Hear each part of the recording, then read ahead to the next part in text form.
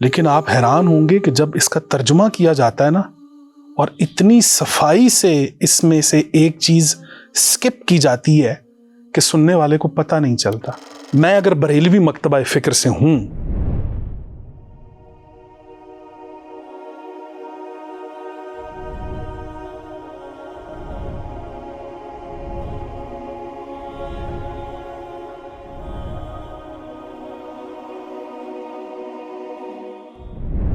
قرآن نے کہا اعوذ باللہ من الشیطان الرجیم بسم اللہ الرحمن الرحیم واعتصموا بحبل اللہ جمیعا ولا تفرقوا۔ اب حبل اللہ جو ہے وہ ہمارے معاشرے میں سب کی اپنی اپنی ہے۔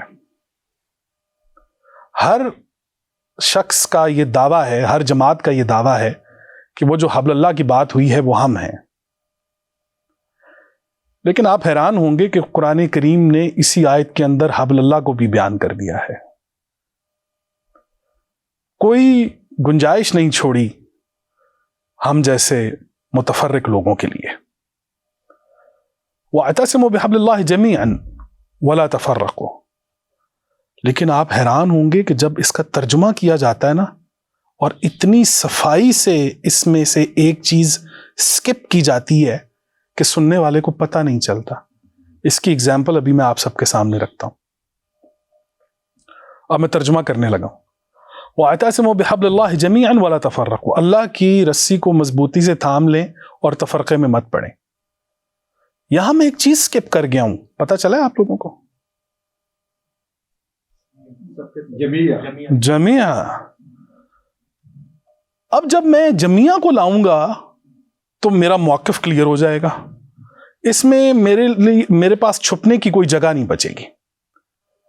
وَاعْتَصِمُوا بِحَبْلِ اللَّهِ جَمِيعًا۔ اعتصام میں آپ کو بتاؤں کسے کہتے ہیں۔ لیکن بڑی ہمارے بچے بھی بیٹھے ہوئے، انہیں بھی پتہ ہونا چاہیے اعتصام کیا ہوتا ہے۔ آپ نے دیکھا ہوگا اینٹیں، دیوار جب تعمیر کی جاتی ہے تو آپ دیکھیں کہ اینٹ کے اوپر بالکل سیدھی اینٹ نہیں رکھی جاتی، بلکہ اینٹ کے اوپر آدھی اینٹ آتی ہے، اس کے ساتھ دوسری آدھی اینٹ آتی ہے۔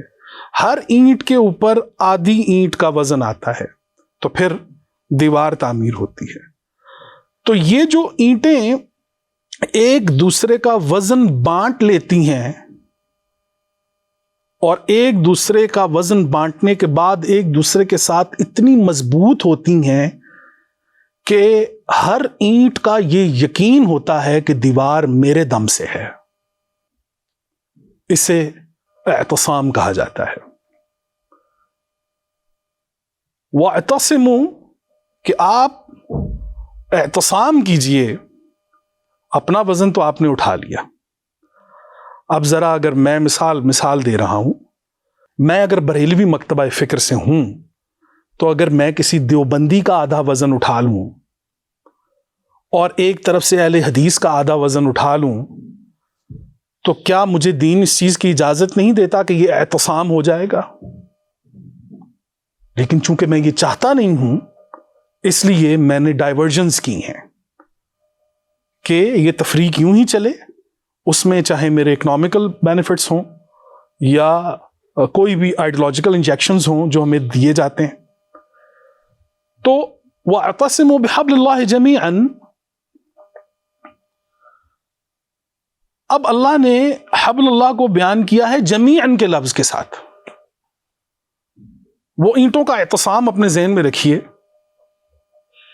تو وہ جماعت کی شکل میں وہ اینٹیں آپ کو دکھائی دیں گی، وہ جو دیوار کی شکل اختیار کر گئی ہیں۔ تو جب تک ہم لوگ ایک جماعت کی شکل میں نہیں آئیں گے، وہ کیسے آئیں گے یہ بھی سن لیجئے۔